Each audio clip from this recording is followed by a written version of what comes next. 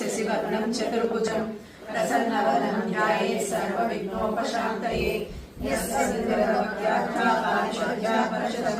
विघ्नं निघ्नन्ति सततं विश्वसेनं तमाश्रये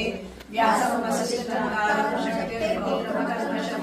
पराशरात्मजं वन्दे सुखदातं तपोनिधिं व्यासाय विष्णुरूपाय विष्णवे